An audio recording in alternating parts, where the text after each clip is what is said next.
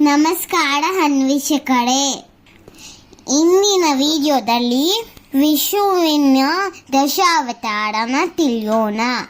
ಕೃಷ್ಣನು ಭಗವದ್ಗೀತೆಯಲ್ಲಿ ಹೇಳಿದಂತೆಯೇ ಭೂಮಿಯ ಮೇಲೆ ಧರ್ಮವನ್ನು ಸ್ಥಾಪಿಸಿ ದುಷ್ಟರನ್ನು ಮರಿಸಲು ವಿಷ್ಣುವು 10 ಪ್ರಮುಖ ಅವತಾರನ ತಂದಿರುವುದು.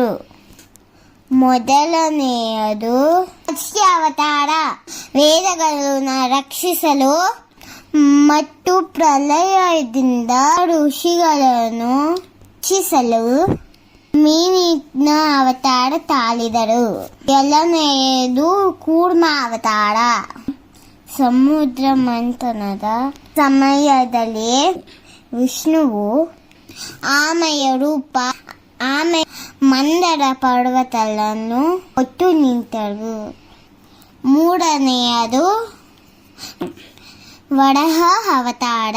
ಹಿರಣ್ಯಾಕ್ಷನು ಸಂಹರಿಸಿ ಭೂಮಿಯನ್ನು ಪಾತಾಳದ ಮೇಲೆ ಎತ್ತಿದರು.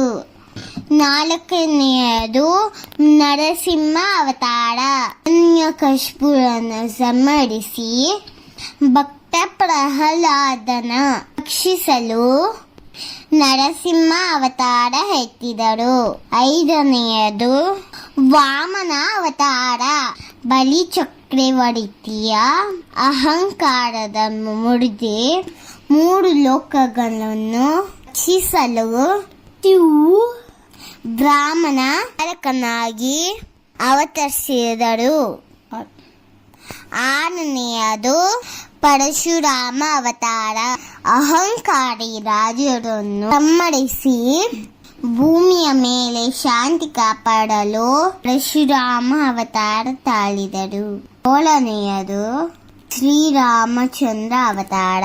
ರಾವಣನನ್ನು ಸಂಹರಿಸಿ ರಾಮರಾಜ್ಯವನ್ನು ಸ್ಥಾಪಿಸಲು ಶ್ರೀರಾಮ ಅವತಾರನ ತಾಳಿದರು. 8ನೆಯದು ಕೃಷ್ಣ ಅವತಾರ. ರಾಕ್ಷಸನರು ಸಂಹರಿಸಿ ಸಾಮಾನ್ಯ ಜನರಿಗೆ ಗೀತೋಪದೇಶದಲ್ಲಿ ನೀಡಲು ಕೃಷ್ಣ ಅವತಾರ ತಾಳಿದರು. 9ನೆಯದು ಬುದ್ಧ ಅವತಾರ. ಶಾಂತಿ ಮತ್ತೆ ಅಹಿಂಸೆಯನ್ನು ಜನರಿಗೆ ಹೇಳಿಕೊಡಲು ಬುದ್ಧ ಅವತಾರ ತಾಳಿದರು. 10ನೆಯದು ಕಲ್ಕಿ ಅವತಾರ.